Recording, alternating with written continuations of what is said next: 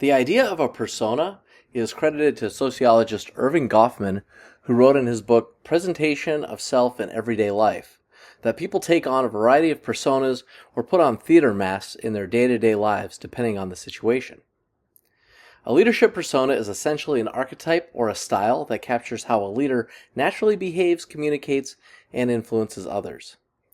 You can think of it as a combination of values and beliefs in what matters most to you and your team, behavioral tendencies, as in how you act under pressure, how you make decisions, your communication style, determining how you present information and interact with others, and in motivation, as in what drives you to want to be a leader in the first place.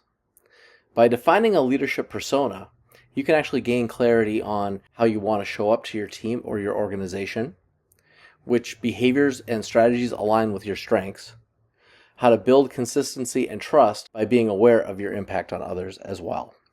When developing your persona, think about the leadership styles we just discussed and consider what kinds of styles or what components are relevant and of interest to you. Think about how you could modify your behavior to better align with those different styles.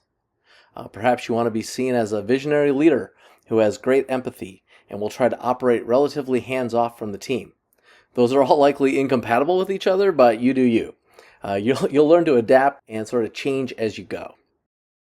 But the key thing here is that you want to choose things that work to your strengths and that are still part of your authentic self. You also need to think about how this persona will be received by your employees.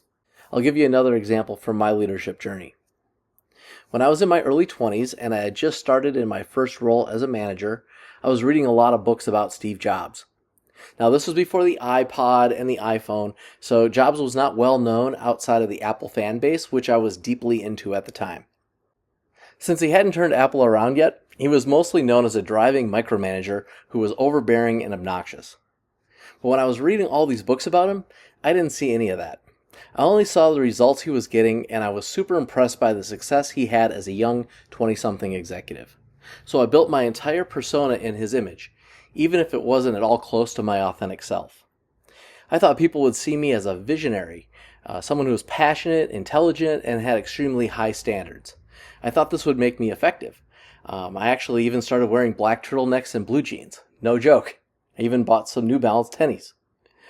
What I didn't realize at the time, but found out years later from a friend of mine who worked with me at the time, is that everyone actually saw me as Darth Vader. I actually lacked the key charisma and the other special sauce characteristics that made Steve Jobs who he was. Instead, people saw me as angry and emotional, delusional and toxic, hypercritical and extremely ineffective. Like Darth Vader, I was actually a tragic figure. No doubt this is why I ran into so many interpersonal issues that I was eventually forced, no pun intended, to make that lateral career move to Florida. So don't do what I did. Instead, craft a persona that plays to your strengths and is authentic to you. Here's a few pro tips when constructing your leadership persona. Reflect on past experiences. Identify moments where you felt in your element leading others. What behaviors did you exhibit? Which personas did they align with? Gather feedback. Ask peers, mentors, or team members to describe your leadership style to you. What do they appreciate the most? What don't they like and why? Consider your context. The demands of a startup are different than those of a large corporation. Certain leadership personas fit better in specific contexts than others. You may want to blend some aspects of a couple different ones to meet specific situational needs. Align your persona with your core values. Ensure your leadership persona stays true to who you are and what you stand for. Authenticity breeds trust, while forcing a style that doesn't match your values is going to create issues. Stay adaptable. Effective leaders often shift between styles or blend them depending on the team's needs, deadlines, and organizational climate.